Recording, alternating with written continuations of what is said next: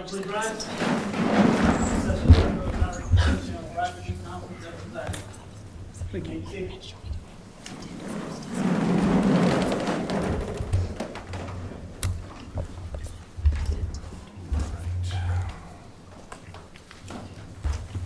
We'll go on the record in People versus Bradley S. Yohn, Adams County, 2021 CF 715. Mr. Yohn is appearing in person and with his counsel, Mr. Nelson.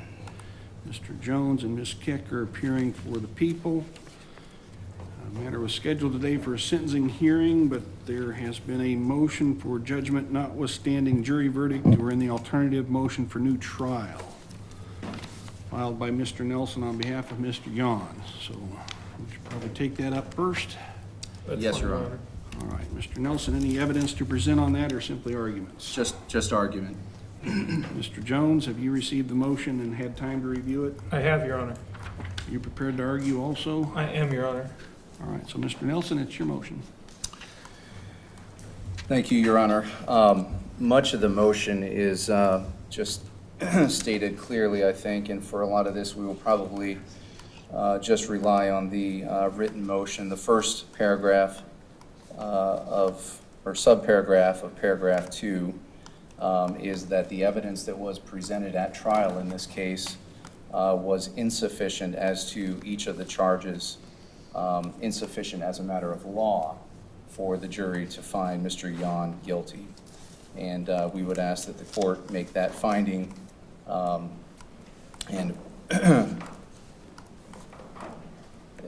and then proceed from there. Your Honor, do you want me to argue the rest of the motion or just take these one at a time? I have read the motion, and so anything beyond what's contained in the motion you wish to argue, I would go ahead and make the argument. We'll let the state respond to each one, and then we'll make the decision. Thank you. Your Honor, with respect to paragraph 2B, this paragraph pertains to my function as standby counsel. The jury was not instructed as to the role of standby counsel and the role that I would be fulfilling. The court did indicate in an order of October 12th that the jury would be so informed. As the court is aware, there were numerous times during the trial that Mr. Yohn and I spoke in front of the jury, and we don't really know what the jury was thinking without that particular instruction. And as the law is that I have cited, Mr. Yohn was entitled to the perception that he alone was representing himself in this case. With respect to paragraph C, that paragraph pertains to the court denying Mr. Yohn's motion for funds for a polling service to investigate whether a motion for change of venue would lie. He did include numerous attachments in that motion, and I think that the attachments that he did include at least substantially show that he was entitled to investigate that issue to see whether the veneer was prejudiced in this case.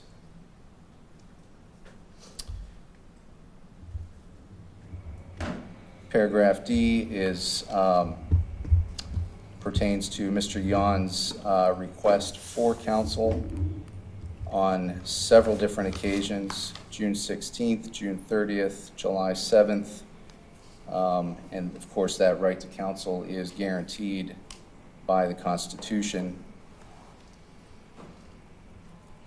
Paragraph E, Your Honor, I will withdraw that. That is more of a post-sentencing issue rather than a post-trial issue. And then paragraph F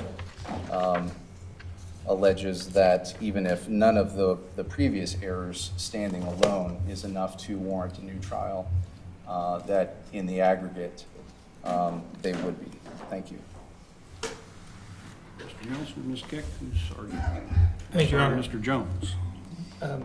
Judge, I'll take the paragraphs in turn. With regard to paragraph A, I think the evidence here is clear that there was sufficient evidence to support a finding of guilt to each of the charges. The court heard the evidence that was presented at trial, the testimony from the witnesses, the forensic evidence, the testimony about the items that were found on the defendant, the videos that were showing the defendant driving the victim's car shortly after the incident occurred, all those things, including statements made to her doctor, as well as the same nurse. So I think based on the cumulative nature of the evidence and all the evidence taken together, there's clearly enough evidence for the jury to find those convictions. It's not even including the fact that the defendant's fingerprint was found on the spray can and the victim's DNA was found on that same spray can, including the footprint evidence, all that other evidence. I think there was more than enough evidence for the jury to find him guilty, and in fact, the jury did find him guilty.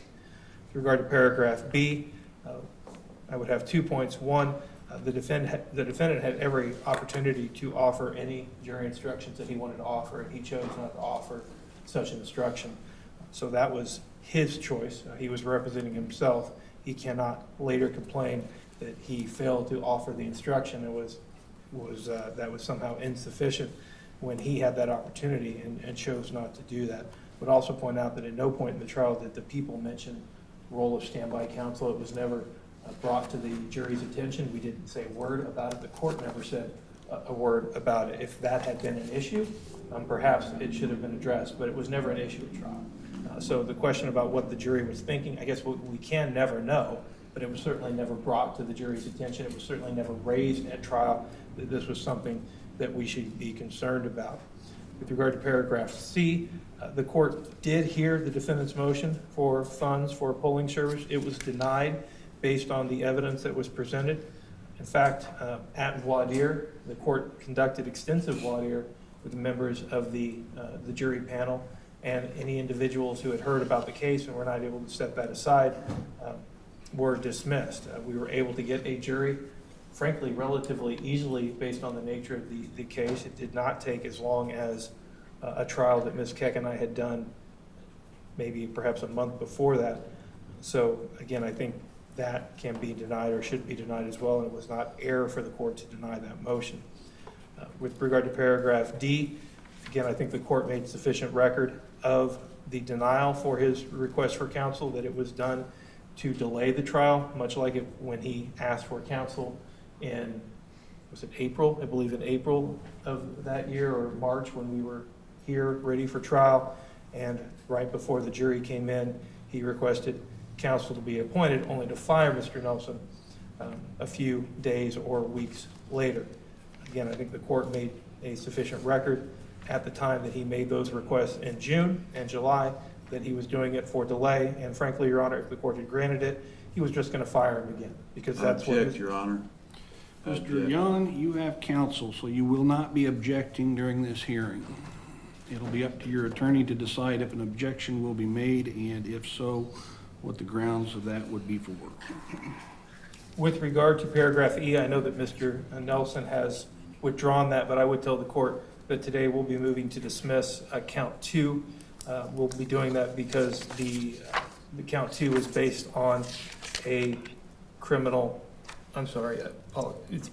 count 2 was based on count 5, the aggravated criminal sexual assault, and out of abundance of caution to make sure that any sentence imposed by the court is appropriate, we're going to move to dismiss count 2 so that there won't be issues with one act, one crime, or with count 2 and count 5 somehow merging.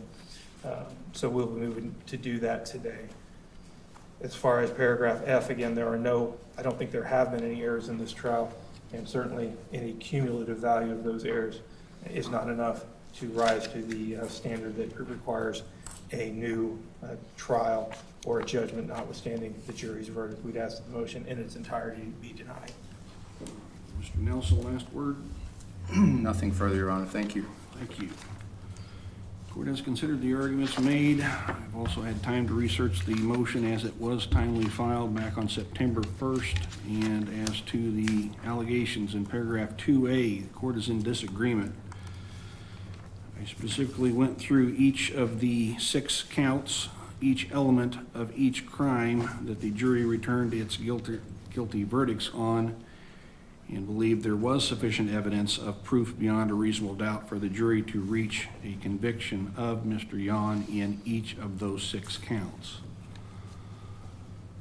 As to paragraph 2B, not instructing the jury as to the role of standby counsel, Mr. Yohn, in representing himself, had the obligation to raise the objection at the time, or also to provide an instruction proposed for the jury to be instructed on such. As he had not done so, he has not raised the issue in a timely fashion, and so the court finds that that argument is waived by Mr. Yohn's inactivity in bringing that to court's attention at the appropriate time. Nor did I have any indication from the jury that they had any question as to Mr. Nelson's role as standby counsel. As to paragraph 2C, the improperly denying funds to hire a polling service, again, at the appropriate time, no objection was made by Mr. Yohn when he was representing himself. And as Mr. Jones has argued, there was no difficulty in finding 12 jurors to hear this case during jury selection and voir dire. Each was asked individually as to their knowledge and being exposed to any pretrial publicity, and each of the jurors who were chosen agreed that they could set aside anything they had heard or read about this case and reach their verdict solely upon the evidence that was brought forth during the trial. As to paragraph 2D, that the court improperly denied the appointment of counsel, again, as argued by Mr. Jones, and as the record will clearly show, Mr. Yohn had played the game of coming up to trial pro se, getting a continuance for counsel to be appointed. He was admonished prior to going pro se that he would not be allowed to change his mind. Counsel was reappointed. A delay of the jury trial occurred last year. He then discharged counsel that was appointed for him and wanted to go pro se. He was again admonished that he would not have the opportunity to change his mind. And so it was only within weeks of the trial that he thereafter decided he wanted an attorney appointed. So Mr. Yohn wants to fall upon the sword of, I have a right to counsel in this argument, but Mr. Yohn also had the right to represent himself pro se. That is the choice he knowingly and voluntarily made. And so we weren't going to repeat the cycle a third time. As the court previously found, the motions for appointment of counsel were for the sole purpose of delay. And so that motion is denied as to the request in 2D. With the state's dismissal of count 2 and the withdrawal of 2E, we won't need to address that. And as to any cumulative effect of such errors, I did not find any cumulative errors. And so the motion is denied in whole for those reasons. Now, we'll proceed with a sentencing hearing in this matter. And is the state prepared for sentencing hearing? We are, Your Honor. And Mr. Nelson, are you prepared for the defense? Yes. The court has received a pre-sentence investigation report. The original report is in 22 CF 671, filed on June 1st of 2023. It is referenced in the pre-sentence investigation report filed in this matter, 21 CF 715, and that was filed also June 1st of 2023. And there's been a first supplement to the pre-sentence investigation report that was recently filed. So Mr. Jones, have you received a copy of each of those pre-sentence investigation reports? I have, Your Honor. And to your knowledge, are there any additions or corrections for the state? Yes, Your Honor, we have one correction to note. On the front page of the first supplement to the pre-sentence investigation report indicates the days served are 611. That is correct in the sense that when it stopped, but it stopped when he was taken to the Department of Corrections, so he's actually entitled to 680 days. And we would ask the record to reflect that. All right. So with that correction being made, Mr. Nelson, have you received those pre-sentence investigation reports and supplements? I did, Your Honor. And are there any corrections or additions? Your Honor, we had the same correction with respect to credit for days served. We have no other corrections and no additions. Judge, I apologize. We have one other correction to note. The court had received in the pre-sentence investigation a victim impact statement from Ilsa Terrell, the daughter of the victim. That had been updated or corrected, and we provided the court, Mr. Nelson, with a new copy of that today. That's what I need to make a record of that as well. All right, and the court did receive that. Mr. Nelson, did you receive the Ilsa Terrell victim impact statement? It would be a more recent one than the one attached. I did. All right.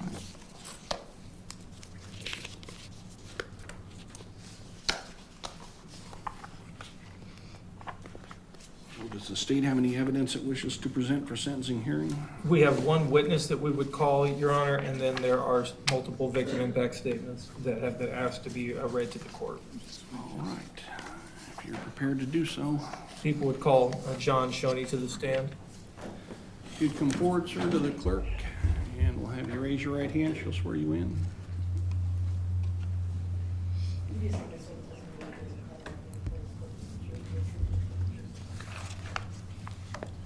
Second witness stands.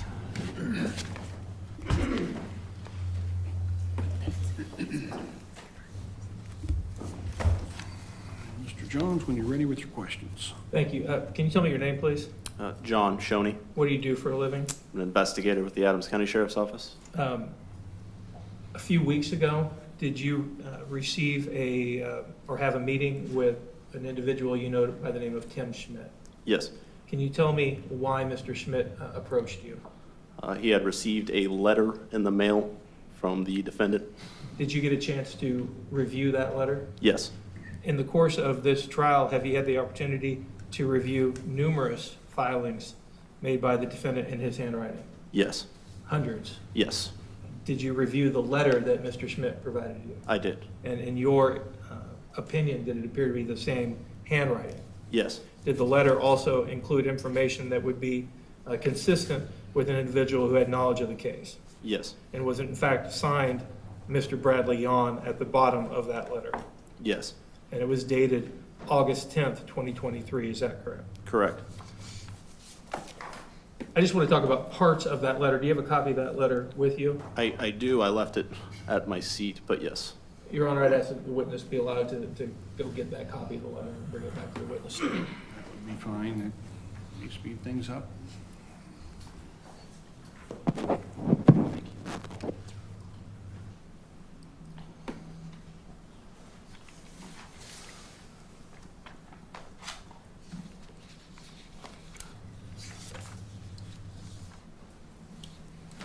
Fair to say, it appears to be, I think, an 8-page letter. Correct. I'm not going to read all 8 pages. I just want to talk about a few paragraphs in the letter. The letter starts with the word Tim, and then it goes on to say in the defendant's handwriting, I often ask myself, how unhonest can a person truly be? How does a man with whom is with a woman 36 years not know that woman as he truly should? Did I read that correctly? Correct. Did he then continue to say, one thing I ask that I cannot ask myself, did you get your money's worth? Did I read that correctly? That's correct. The letter goes on to say, did Tim Schmidt and family get what they paid for with their money, power, and influence? You have my life now, Tim, and guess what? I was no part of the idiocy that occurred on November 9th or whenever. Did I read that correct? Correct.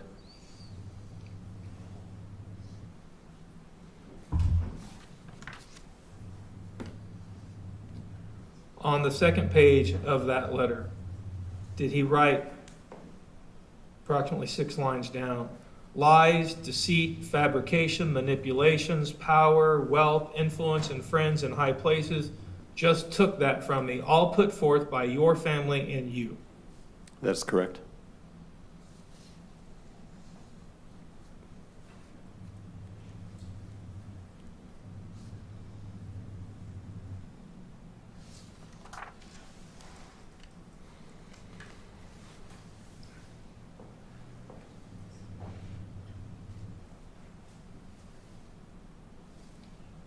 on the third page of that letter, did he write, "A lot of people lied in this matter. They went off what they were led to believe, and then some even added things. Do you like liars, Tim?" That's correct.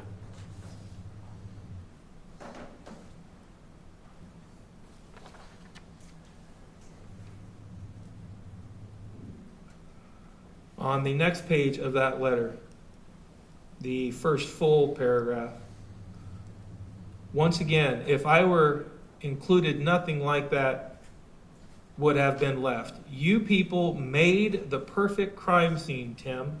Did I read that correctly? Correct. The two key objects just left right there. How convenient!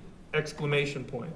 You could have at least made it look good by throwing it out in the driveway or bushes, but no.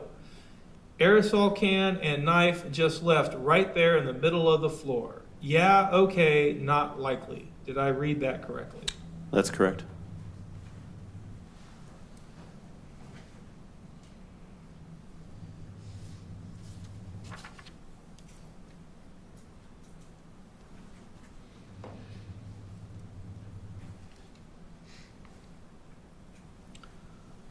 The next page of the letter, did he write this? I'll tell you how your influence is going to get a lot of people into some trouble. Some just were not slick enough, Tim. For example, Kelsey Miller or Josh Jones, whoever it was that tampered with your wife's statement. That's not over. We have higher courts than Adams. Did I write that correctly? Correct. Or read that correctly? Correct.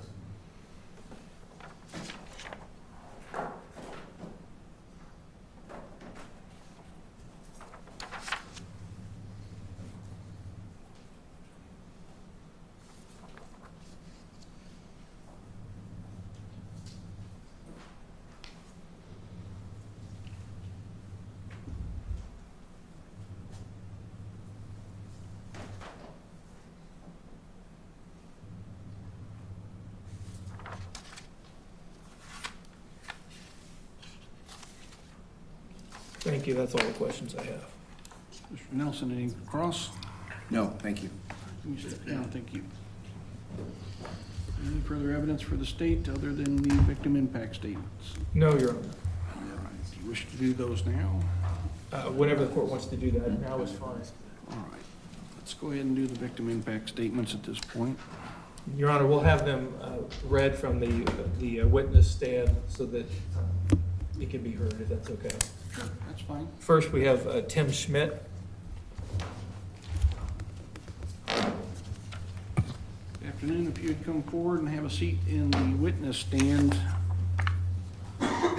Victim impact statements are not under oath and are not subject to cross-examination. We're simply having you give your statement from the stand so you're close to a microphone. We have a clear record.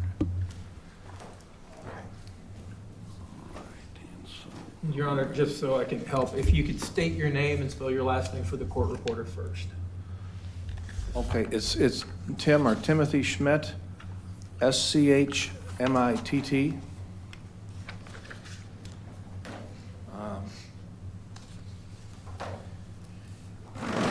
Mr. Yohn, you've hurt a lot of people, including my wife and me and her family, and including yourself. How would you like this to have happened to your mother or your sister or any other of your family? You're a menace to society. And they're going to send you to prison, and they're not going to let you out.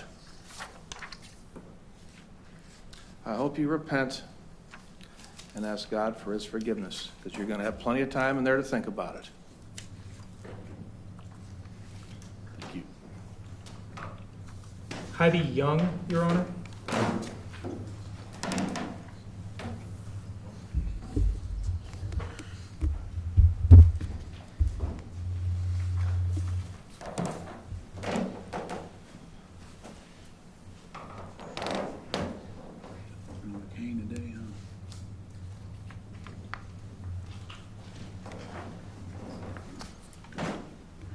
My name's Heidi Young. It's Y-O-U-N-G. My mom was a wonderful mother, grandmother, great-grandmother. She adored her family and would do anything for us.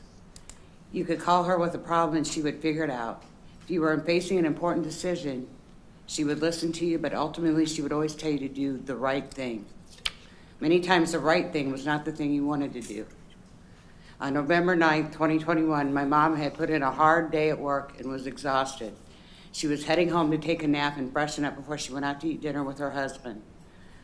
However, on her way home, she had the misfortune of running into you and Karen Blackledge Henderson. We all know what happened after that. I'm not going to go into that. We've all been through that. My husband and I drove her to Blessing ER to have the sexual assault kit done.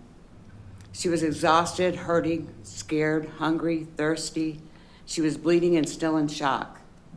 The sexual assault kit was an invasive and embarrassing procedure. I wanted to protect her and make it stop. I sat there wondering why she was putting herself through more pain and humiliation. The next day, she told me why. It wasn't for her, it wasn't for the police, or even to get justice. Her main concern was that you could not hurt anybody else the way you had hurt her. You see, she did the right thing. Had you done the right thing that night and just helped my mom with her headlights and went on about your merry way, we wouldn't be here today. And my mom would be here today. Now, I know we cannot hold you accountable for her death in this court, but we all know that you're responsible for her death. Had she not been brutally assaulted by you, I have no doubt she would be here today.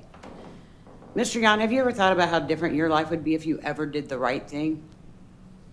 I mean, you have said that you had various construction jobs. Could you imagine what your life would look like today if you'd kept working hard and doing the right thing? You'd probably own your own construction company, probably have a nice house, fancy car, beautiful family, maybe even a dog in the yard.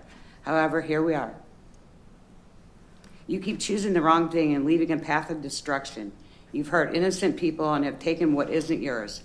Now you're facing a lot of time in prison. People say to me, aren't you glad justice is being served and now maybe you can move on? Well, no amount of time can bring my mom back, and I'm not sure I can ever move on.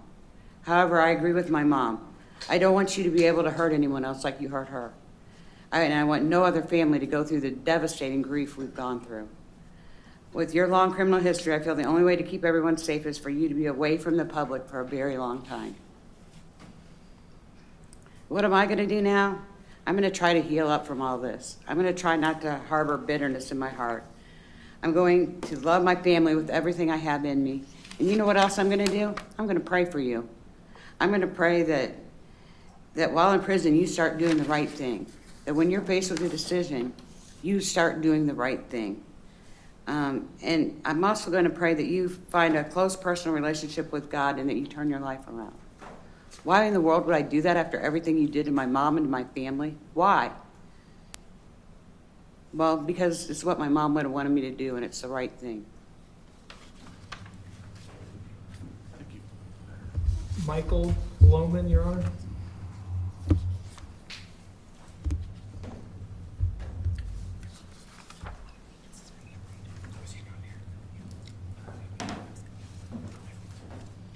I apologize, Your Honor. Michael Lohman is not here. It has been provided to the court. He's asked that we read that into the record today, Your Honor, so with the court's permission. Sure. As a son, I was both surprised and shocked by what I learned in the courtroom. I was not told a lot of the details of the attack on my mother, Tina Lohman Schmidt. This was probably to shield us from knowing the severity of what happened. My mother was mentally strong, able to block out what happened to her while never forgetting it. Since the attack, my family has had to change our lifestyle. I no longer go to bed without making sure all the doors are locked and security system is on. We now find ourselves less likely to help others, nor do we allow others to help us. As a father of daughters, I continue to express the strengths of my mother and how she was not afraid to stand up to those who attacked her and robbed her at knife point. We will never understand what was going on in your mind when you attacked my mother. While our lives go on, we continue to remember and pass on the grace and kindness my mother showed to people. We also look at the fact that because of your actions, my daughter won't have her grandmother at her wedding, and my grandchild will not get to play and know their great-grandmother. Money, cars, and jewelry, even rosaries, can be replaced. My mother cannot. I hope that you think about what you did and know that your actions have put you in the position you are in today. Derek Lohman, Your Honor.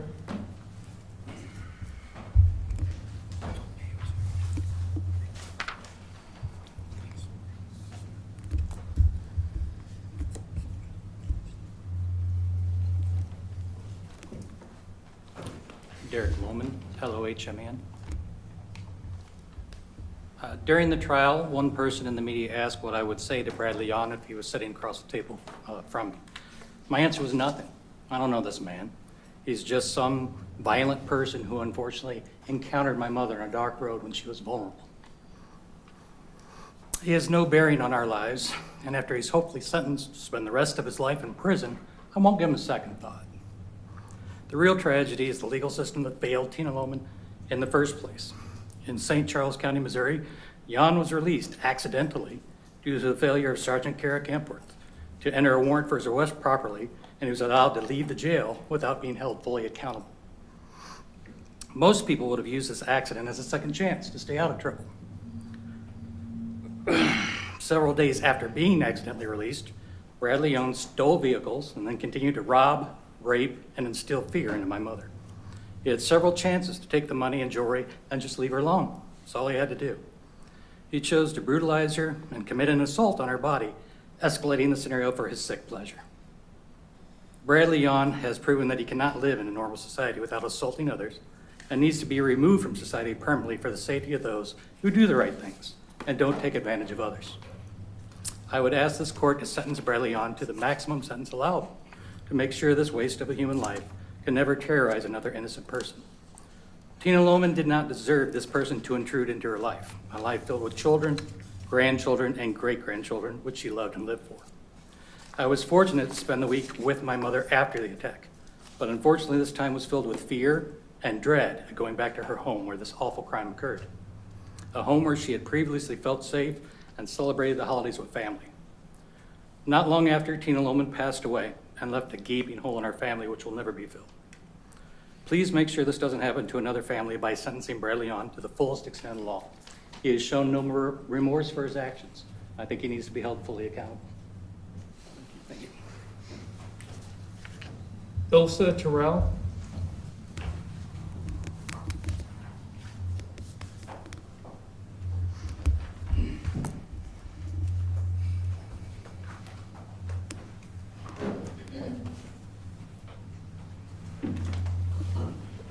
I'm Ilsa Terrell, Terrell.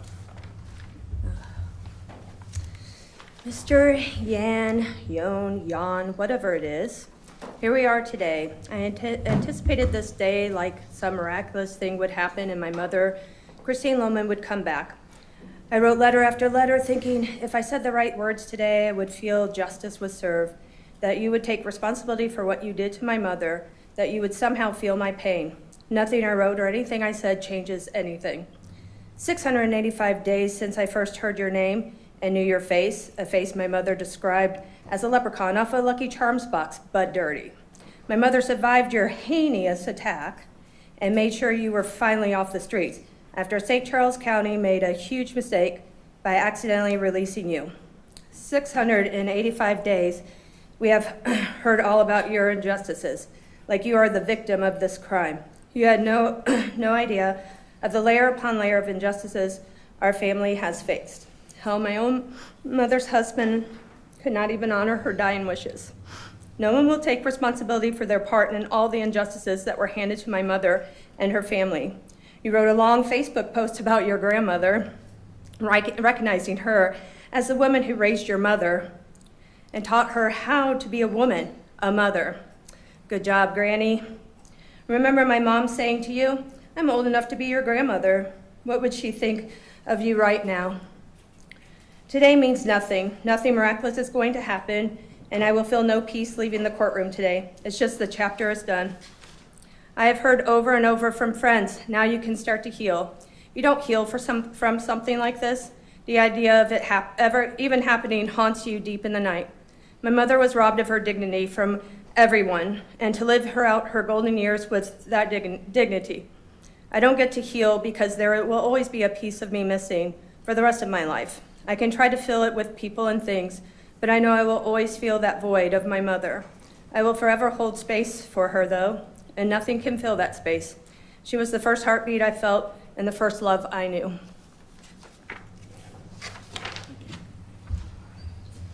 Carly Highland.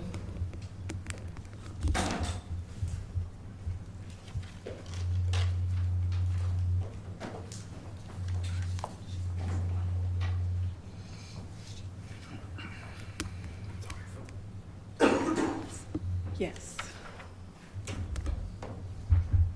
I'm Carly Highland. It's Hiland. I've written and rewritten my statement several times, and I've decided that nothing I say or do will bring my grandma, Tina Lohman, back to us. And even if it did, it wouldn't erase what happened. She is who I care about today, not you, not Bradley Yohn, not what happens to him. He has proven over and over that he has no remorse for what he's done, and he has no mental capacity to do so. If the day ever comes where he does, maybe I would have more to say. But as of today, everything we say today will fall on deaf ears. I'm not going to give you the satisfaction of hearing the pain that you've caused my family and I. I've sat here for almost 2 years, anywhere from once a month to once a week in this courtroom, watching you clown this courtroom, watch you clown the state's attorneys, my family, and my grandma, spreading your lies and conspiracy theories and trying to get a rise out of anyone you can. You're nothing but a coward. You're a small, weak man. It's really laughable because you think you're the smartest man in the room. You've proven time and time again that you are quite the opposite. You're so weak and little that you had to attack a 77-year-old woman. No, I wouldn't. To feel like you're something, and that's embarrassing for you. I'm embarrassed for you, your family, and anyone who's ever known you. And you're nothing. Here you are, the end of your game, no cards left to play, finally. I was with my grandma the night she passed. She was surrounded by us, her family, who she loved more than her own self. I promised her that we would all be okay, and that we would get through this together, and we will. As for her death and the circumstances surrounding it, we are also not done. We will find all the players involved in this sick game, and we will seek the truth, even if justice is unobtainable. But as for you, Bradley Yohn, your part in this game has finally ended, and I wish you nothing but the worst. Dalton Highland.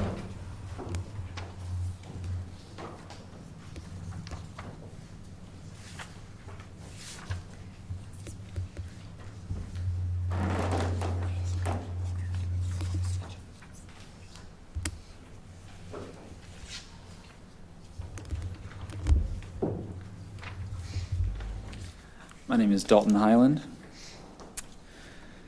When I think about the impact your crime had on my grandma, I think it's pretty obvious. If you never would have crossed paths, I would still have her here. I would still be able to hear her contagious laugh, feel the way she would squeeze me so tightly, kiss me on the cheek, no matter how old I got. I'd be able to smell her perfume and see her huge smile, and see her huge smile that she'd have every time I got to see her. If I had her here with me, I'd be showered with gifts on every occasion. I'd meet her at her favorite restaurant to catch up. I'd pop in her office just to say hi. I'd call her on every holiday to tell her I love her. The fact is, I don't have her anymore because of you.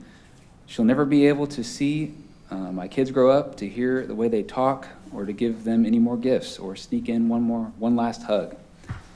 The few years that they got to spend with her and the impact that she had on them will hold a special place in their hearts. My grandma was a woman that couldn't be forgotten. Her love, her style, her faith, and her demeanor made her unforgettable. Every one of my family members that got the privilege of growing up with her could tell you countless stories of how she impacted our lives. She will be remembered here on earth long past her death, and when we see her again in heaven, we will all cry tears of joy instead of the tears that we've cried since she's passed.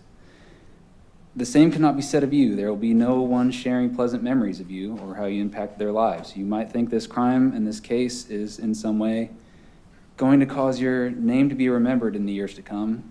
It won't. You'll be forgotten as soon as we close this chapter. Even though what you did to my grandma was unspeakable, I don't hold any unforgiveness in my heart toward you. In fact, I feel sorry for you, that at the end of your road, whenever that may be, that you won't have the full and lasting impact that she had. Thank you. Joshua Lohman.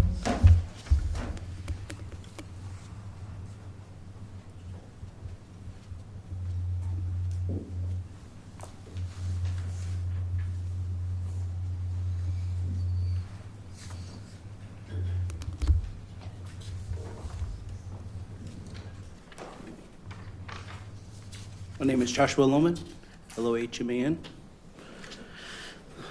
I'm Tina Lohman's oldest grandchild. She helped me raise me. She was like my second mom.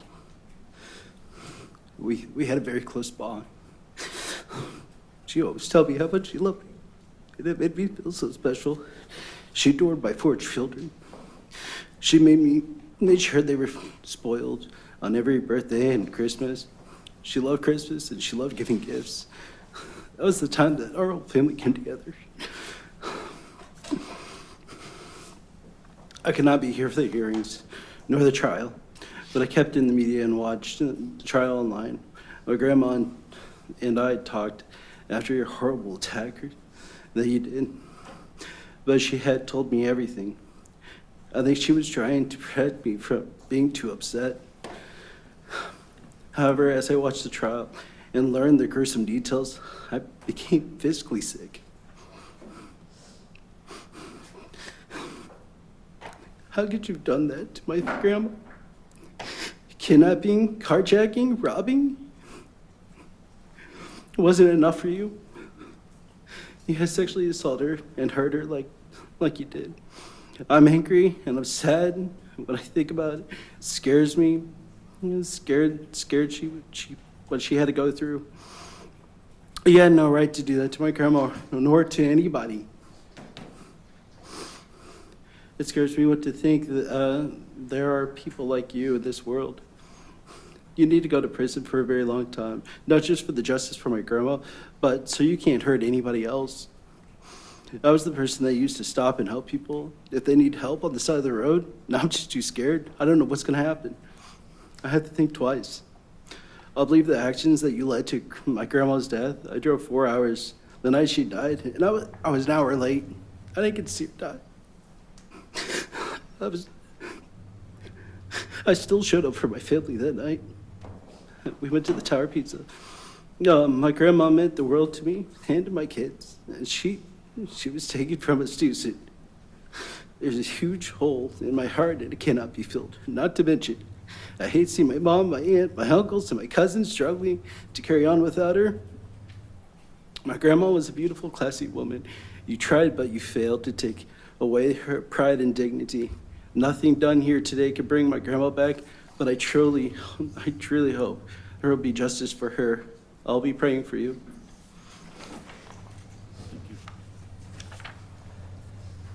Finally, Your Honor, there is a victim impact statement from Mary Beth Lohman that they've asked to be read into the record.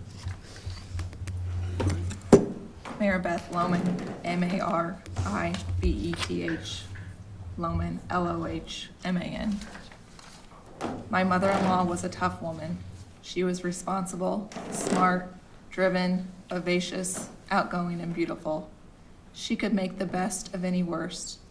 Before the evening of November 9th, 2021, her worst meant beginning her family, struggling to make ends meet, being used, dismissed, lied to, cheated on, and taken for granted. The evening of November 9th, 2021, my mother-in-law made the smart and responsible decision to pull over and to figure out why her headlights weren't on. What kind of person takes a situation like that and spins it into the nightmare scenario detailed in this court? Bradley S. Yohn noticed, and in that moment decided without hesitation how he was going to respond. He could have chosen to stay in the background that night, remembering that he had just been released, mistakenly, from jail in Missouri. He could have been trying to lay low, avoid trouble. It's terrifying to think that any one individual, let alone two, could be so cruel and heinously sadistic. Seriously, that's not how it's pronounced. Look it up. He chose this. He terrorized, degraded, humiliated, and hurt a woman old enough to be his own grandmother. He chose to do this not just once that night, but repeatedly. He pursued her even when it meant he had to kick in a locked garage door to get her back under control, despite the uncertainty of what or who could be waiting on the other side of that door. He enjoyed terrorizing, degrading, and hurting her with physical, emotional, and sexual assaults while taking anything he could from her, everything she had with her, on her, and everything she could think of to bargain with, all for a chance to survive the circumstance he put her in. I can't imagine what it took for Mom to overcome the shock and horror of this assailant's intent, the depth of his depravity. I can't imagine what it took to focus and think, to strategize through the fear and pain of the ordeal he subjected her to. She knew she had nothing to lose by offering more than they had already taken from her. She hoped there would be another person at her house. She knew there was a gun, and she knew where it was, she thought. She knew how to use it. She took a chance, she ran, she put a locked door between them and herself. They could have run, taken off in her car with her purse, phone, jewelry, but he decided he would not let this end with her escape. Any explanation for that pursuit paints a terrifying picture of his intent toward her. She stayed focused, assessed her assailant's nature, objectives, and intelligence, reassessed her options, knowing husband and gun were not there. That doesn't leave room for much in the way of hope. Instead, she found opportunity by playing on Yohn's apparent frustration, anger, urgency, fear of arrest, and his general lack of knowledge. She tricked him, told Yohn their basement safe hidden behind a discarded door in a house on a river bottom road was connected to the QPD, and that by spinning the dial, he surely triggered an alarm, and the police would be on their way. Really? It's just not logical. In short, Mama told a tall tale, and it paid off. She outsmarted him and his accomplice again. Mom paid a heavy price that night, but it wasn't with her life. No doubt Mom saved other potential victims, people who could have crossed paths and been subject to the same kind of heinous, incomprehensible experience. It just can't be comprehended. She stayed with the police to provide information they would need to identify, track, and capture her attackers. She stayed to tell investigators where they could potentially find evidence they would need to detain those attackers once captured. She allowed a physical examination to collect any evidence remaining with her to corroborate her account, documenting the marks Bradley had left on her body. All that information and evidence screamed just how urgent it was to capture, and this time, keep Bradley S. Yohn, the one who attacked her, in jail.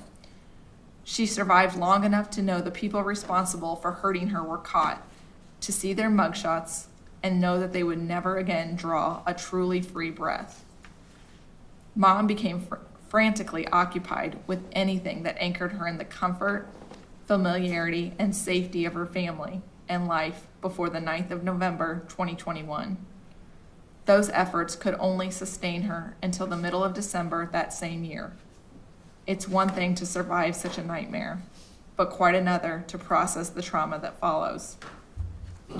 We wish she were still with us, but there's some comfort in knowing that she doesn't have to live in fear of quiet times when this trauma of this experience could creep in and haunt her memory. She doesn't have to walk into a house infused with the trauma of a man who would abuse, use, humiliate, callously objectify her, take anything she had to offer, all for his own deviant gratification, while entertaining a girlfriend, accomplice, with the humiliations and pain they were jointly inflicting. We miss Mom. Life without her is so much less. It's less colorful, bright, full, warm, forgiving, supportive, and hopeful. It's definitely less stylish, less put together, and silence fills the room she brought to life. She was the embodiment of holiday. She was live out loud, created excitement and anticipation. She created opportunity through ingenuity and sheer will. She was a force of life, wicked smart, sometimes, lots of times, smart-assed and funny. A little green-eyed, beautiful blonde, fashionably wrapped and seemingly unstoppable. Mom was all about family. She was an active figure in our lives, and she was determined to continue on that track. She would make provisions for us even as she got older and experienced health issues herself. She would do everything possible to provide for us or offer guidance, like it or not. She couldn't fathom the notion of tough love, and she wouldn't tolerate anyone taking advantage of her family. Mom was our family's structure and support. She could carry whatever burden circumstance placed on her, and then she'd carry ours too. Even before her attack, she inspired a legacy of commitment to family, bravery, focus, intelligence, perseverance, and resilience. We hope to carry on with that inspiration as we preserve her memory for the generations. As for Mom's attacker, Bradley S. Yohn, I hope this court sees fit to afford him sentences that reflect every intentional offense, hurt, and humiliation he enjoyed at Mom's expense. She unquestionably lived that night and every day of the rest of her life, trying to avoid the fear, disgust, and pain he caused in her. In recognition of that, I hope the court and the prison he is housed in will keep him where he can't hurt anyone else. And I hope he stays there every day without question for the rest of his life. Thank you. That would conclude the victim impact statements, Your Honor. Any further evidence for the people? No, Your Honor. All right, Mr. Nelson, does defense have any evidence they wish to present? No evidence, thank you.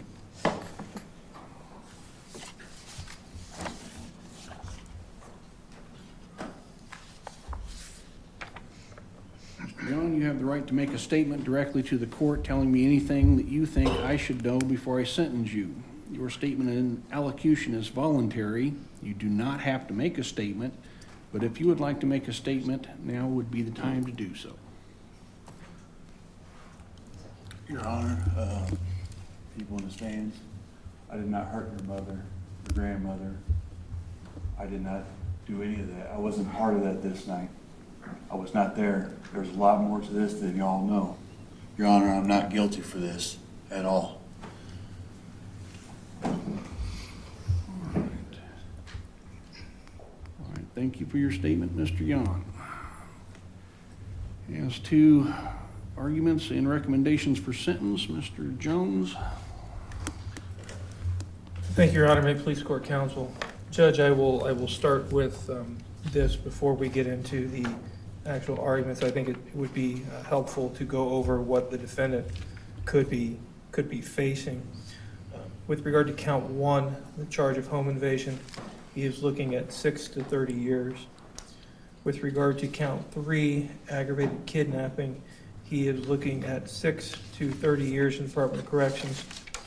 And again, that is discretionary consecutive with count 1. Count 4, aggravated vehicular hijacking, he is looking at 6 to 30 years. And again, that is discretionary consecutive with counts 1 and 3. Count 5 is aggravated criminal sexual assault. He's looking at a minimum of 16 and a maximum of 40 years with that. That is mandatory consecutive with the other counts. Count 6, the residential burglary, that would merge into count 1. So we will not be asking for the court to impose a sentence on count 6. So by my math, Your Honor, he is looking at a maximum of 130 years. If the court were to choose to impose the maximum sentence on every case and to have them run consecutive with each other. So what should the court impose? Your Honor, when this case started on November 9th, 2021, nearly 2 years ago, I wasn't sure what I would ask for in a case like this. When I was discussing the case with Ms. Keck, we had lots of different ideas how we would approach the sentencing hearing today. I thought about just going through the factors in aggravation and mitigation and listing them, and I know the court will do that. If the court looks at the factors in aggravation, several of them apply. The defendant's conduct caused and threatened serious harm. It absolutely did. The defendant received compensation for committing the crime. He absolutely did. He has a prior history of delinquency and criminal activity. It's listed in the PSI, Your Honor. The defendant assaulted an elderly person. That's a factor in aggravation. The court should consider that she was over 60 years of age. All those are factors in aggravation. And looking at the factors in mitigation, frankly, none of those apply. So I thought about just making that argument, but Your Honor, that argument seems more like a math problem. And this case is not just a consideration of the statutory factors that the court requires us to consider. Thought about talking about the frustration of the family, because they have been incredibly frustrated for the last 2 years, and I recognize that frustration. There were so many meetings where they wanted to know more and we couldn't tell them. And there was a reason why, but that reason isn't easily understood by a person who's going through trauma and loss. They were faced with delays and motions and delays and motions and delays and motions again and again and again. And every time we would have a meeting with them, they would tell us how frustrated they were. And every time we would say, there will be a day when you get your chance to talk to the defendant, but it's not today. And it took 2 years, but we got to that point. And I do apologize for the frustrations that you guys have had to deal with over and over again. It's not fair. But ultimately, the system of justice should be concerned with the victim's rights, but it's not. It's concerned with the rights of the defendant until we get to the point of sentencing. And that's where we are now. And I can't imagine what Tina's family had to go through, not just the delays and the motions and the delays and the motions, but then having to take the witness stand and answer questions from the person who violently sexually assaulted their mother. The bravery that they showed in taking the witness stand and answering his questions, despite the manner in which he did it, cannot be understated. I thought about just talking about that, but Your Honor, that's not about this case either.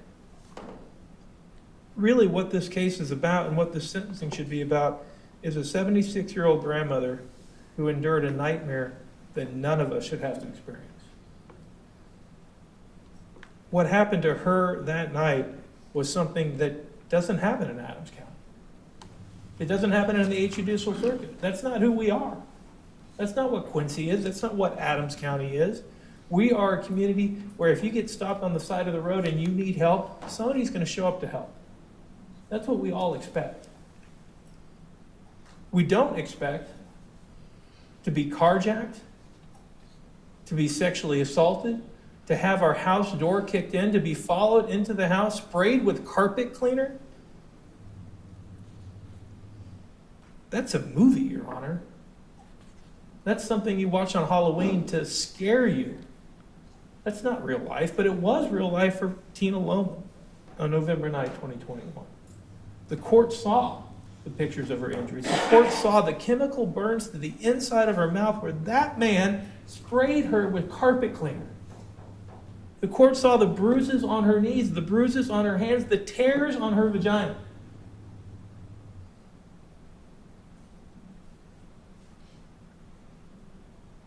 Calling it a nightmare isn't really enough. But that's what Tina Loman lives with, and that's what she lives with every day for the rest of her life until she died. That memory. Ms. Keck and I prosecute some of the worst individuals in Adams County. The crimes we see are frightening. But every time we prosecute a case, it's remarkable to me that Ms. Keck tells me things like, look for the humanity in the defendants. And we try to recognize that everybody is a human being and has a certain amount of respect and dignity due to them. I will be honest, Your Honor, this is the one case that I cannot say that. I cannot find the humanity in this defendant and what he did to Tina Loman on November 9th. I have never asked for a sentence of 130 years before. In 22 years of doing this, and the 12 years that Ms. Keck has done this, we've never asked for a sentence of 130 years before. But Your Honor, I would ask the court this. If any crime deserves 130 years, what crime could it be? And if any defendant deserves the maximum penalty that this court can impose, What defendant should it be? This is the crime that calls out for that penalty, and this is the defendant that calls out for that punishment. Your Honor, I'm asking the court to impose a 30-year sentence on each of the Class X felony offenses. I'm asking the court to find in its discretion that each of those sentences be consecutive to each other. I'm asking the court to impose a 40-year sentence on the aggravated criminal sexual assault. That sentence is mandatory to be consecutive with those other sentences. Nothing we do here today can bring back Tina Loman. Nothing we do here today can really even bring a sense of peace or justice to her family. But what we can do here today, Your Honor, is ensure that this defendant will spend the rest of his life in prison for every second of every day. 130 years is the most appropriate, most fair, and the most justice sentence that this court can impose. Thank you. Thank you, Mr. Jones. Mr. Nelson, care to argue your recommendations as to sentence? Yes, thank you, Your Honor.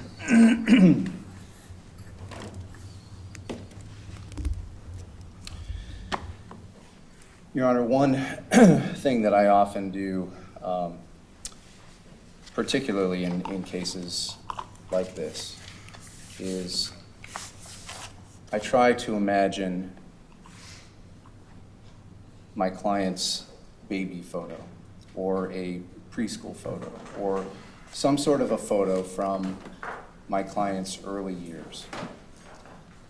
Because certainly the life that my client has now is not the life that my client has always had.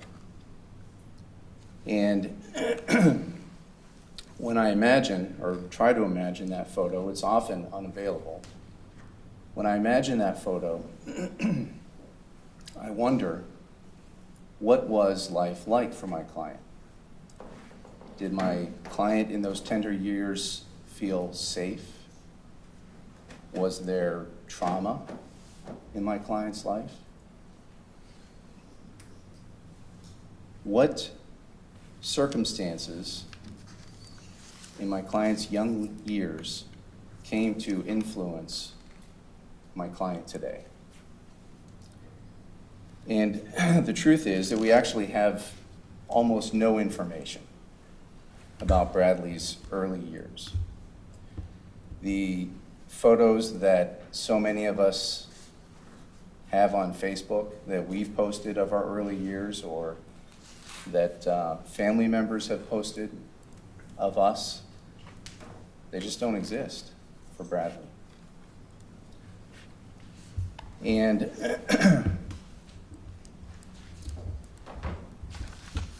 I know there's information in the PSI about the siblings that Mr. Yohn has. He has 8 biological siblings. He has 5 step siblings. None of those siblings sent in a letter describing anything about Mr. Yohn's early life or anything about Mr. Yohn, period. And so we know very little about those years. But we do have some information.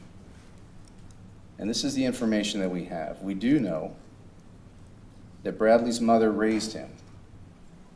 His father wasn't really around. And when he was 16 years old, his mother passed away. That particular event, at that particular time in his life, appears to have had a very profound effect on Bradley when you read the rest of the information in the PSI.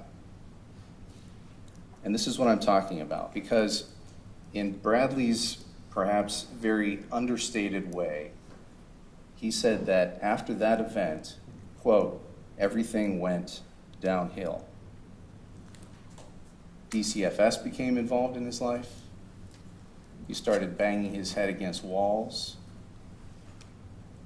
And I wonder if for Bradley, at that time in his life, that event shifted the earth for him. But the death of his mother was not a singular loss. It reverberated across his life, because It was as a result of that, his siblings ended up splitting up.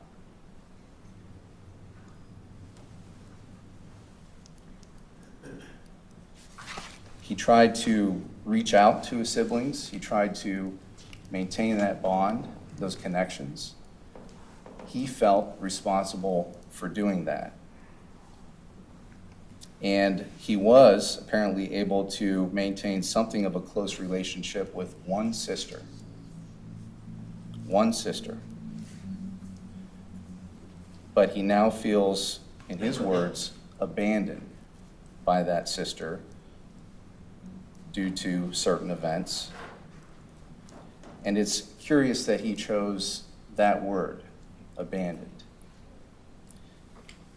His use of that particular word may actually reveal more about his continued sense of loss than he intended. Did these traumatic experiences fatalistically determine the course of events for Bradley's life? And this case in particular, of course not. He didn't. But the science has demonstrated that there is a clear connection between traumatic experiences, and particularly traumatic experiences in childhood, and later behavioral health and mental health. And that, Your Honor, I think is certainly relevant in this case, and I think that it is mitigating in this case. There are very severe mandatory minimums that, as by law, the court must impose in this case, given the jury verdict and the court's ruling on our post-trial motion today. But I am asking that the court sentence Bradley not in excess of what is required by law. Thank you. Thank you, Mr. Nelson.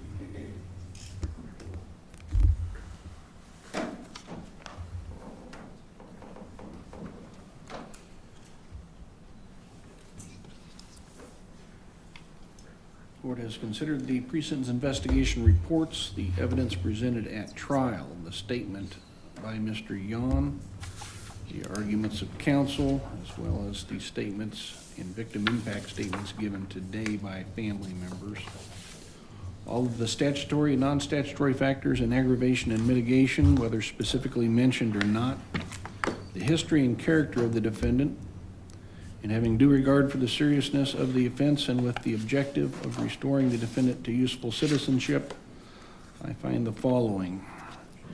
As to factors in aggravation, certainly the conduct caused or threatened serious harm. The defendant did receive compensation in taking the items from the person, vehicle, and home of his victim. The defendant has an extensive history of prior delinquency and criminal activity, including not less than 12 misdemeanors, but more importantly,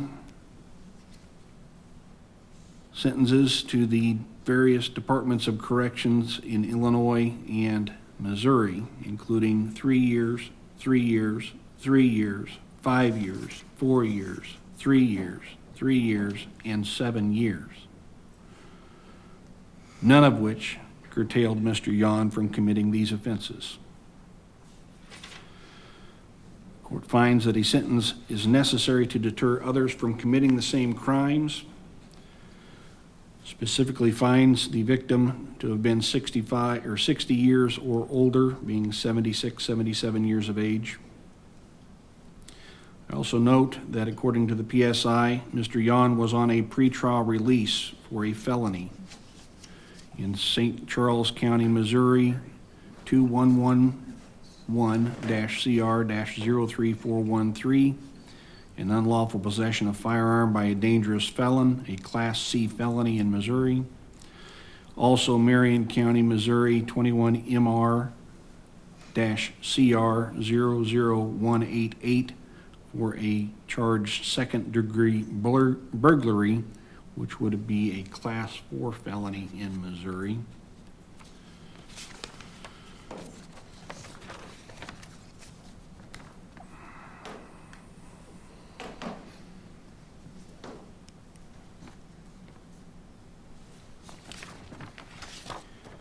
In reviewing the factors in mitigation, I am in agreement with the state's position. I find none that apply to Mr. Yohn. And again, the court is to consider the character of the offender. Mr. Yohn, in my practice of law and in all my years, you are the most reprehensible person I've had in court before me, as public defender, as state's attorney, and now as judge. You take no responsibility for crimes that you clearly committed and were proven beyond a reasonable doubt. I believe you're narcissistic and unable to appreciate that, because to admit that would be admitting a fault, and in your mind, you are perfect. Well, sir, you're going to be perfect for 130 years in prison, because I'm adopting the state's recommendation. On count 1, home invasion for using a dangerous weapon during such, the maximum 30 years is imposed. I'm also finding that that crime resulted in great bodily harm to the victim, meaning you'll serve it at 85%, not 50%. That'll be followed by 18 months mandatory supervised release if you're ever released. Count 3, aggravated kidnapping, Class X felony. I'm imposing the maximum 30 years. Department of Corrections. That likewise will be at 85% for the same reason as previously stated, inflicting severe bodily injury. That will be consecutive to the sentence in count 1. Count 4, aggravated vehicular hijacking. Class X felony, 6 to 30 years. I'm imposing a 30-year sentence maximum, followed by 18 months mandatory supervised release, specifically finding that that should be served at 85%, again, because your actions resulted in great bodily harm to the victim. Christine Lohman even said she wasn't hijacked Sir, herself. I would not speak. In the video. So that will be consecutive to counts 1 and 3. Count 5, maximum on the Class X aggravated criminal sexual assault, range 16 to 40 years. I'm imposing the 40-year sentence. That will be followed by mandatory supervised release of 3 years to life, and that by statute will be mandatorily consecutive to the sentences imposed in counts 1, 3, and 4.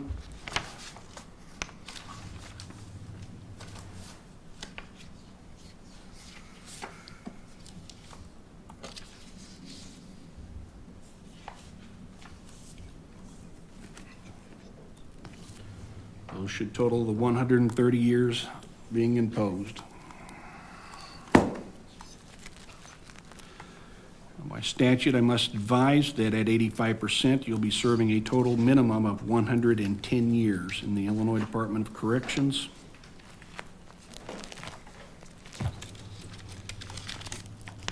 Anything else regarding sentencing, Mr. Jones, prior to advising of appeal rights? No, Your Honor. Mr. Nelson? No. Mr. Yohn, you do have the right to appeal. If you only want to appeal the judgment of conviction, not including the correctness of the sentence imposed or any aspect of the sentencing hearing, then within 30 days of today's date, you must file with the Circuit Clerk of Adams County a written notice of appeal or request that the Circuit Clerk prepare and file it on your behalf. However, if any part of what you want to appeal relates to the correctness of your sentence or any aspect of the sentencing hearing, then before you file a notice of appeal, you must file first, within 30 days of today's date, a written motion to reconsider sentence and/or challenging sentencing hearing. That likewise would be filed at the Adams County Circuit Clerk's office. Your motion must be in writing, must be filed with the circuit clerk of this court within 30 days of today, and must include all of the grounds or reasons for your motion, as any issue or claim of error or mistake not included would be waived for purposes of your appeal. If your motion is granted, the sentence may be modified or some other action may be taken to correct whatever the problem may be. If your motion is denied, okay.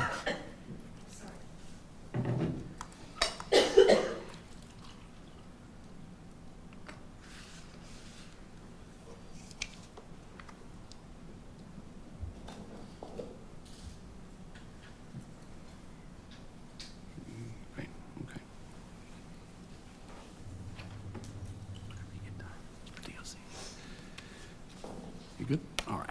If your motion is denied, then you would have 30 days from the date the motion was denied to file with the circuit clerk of the court a written notice of appeal or to request that the circuit clerk prepare and file it on your behalf to start the process of going to the appellate court.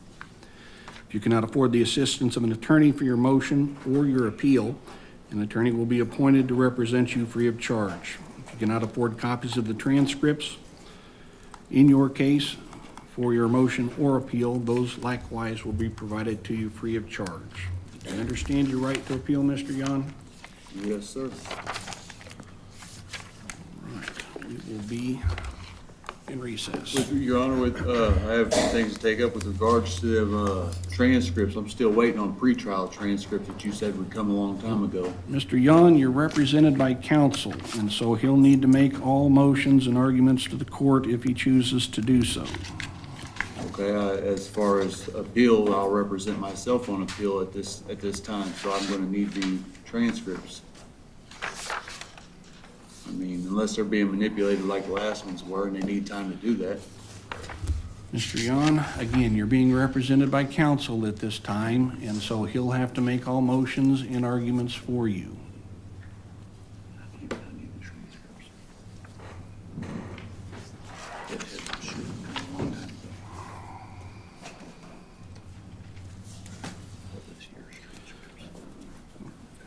Mr. Jones, do we want to take up the 22 CF 713 and 720? Judge, based on the court sentence today, I'll have an order prepared showing those cases are dismissed. All right. That's what Judge McCartney. I'm sorry, we're going to have to go back on the record also. Thank you for reminding me of that. Mr. Yohn, because 22 CF 671, you were sentenced to 7 years while you were awaiting trial in this matter. These sentences are also going to be consecutive to that sentence. So that'll be a total of 137 you'll be serving.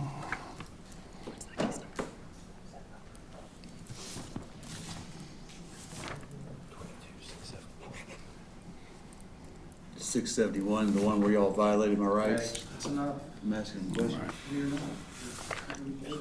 I don't need him back for any order of habeas corpus.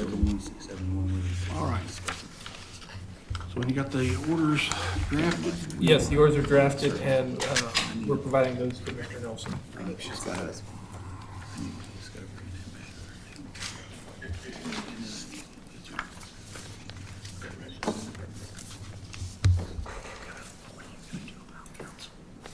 Thank you.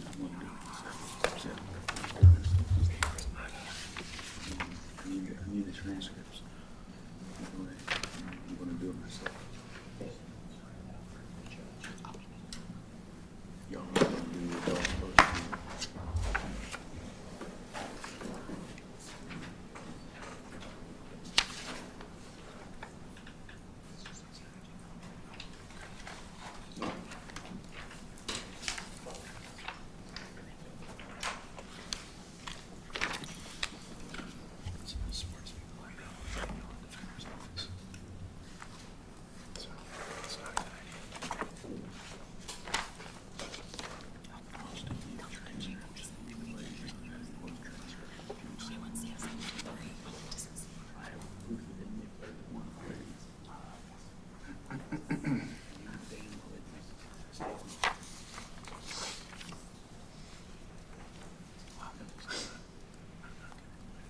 723, Ms. Katz.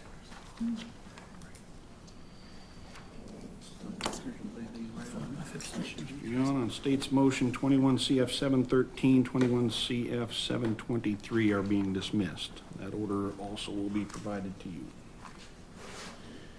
Anything else, Mr. Jones? Nothing from the people on this case, Your Honor. Mr. Nelson?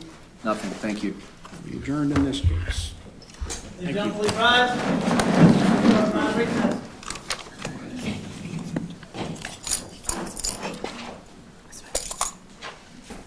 Thank you, guys. Well, it's Karen Blackley.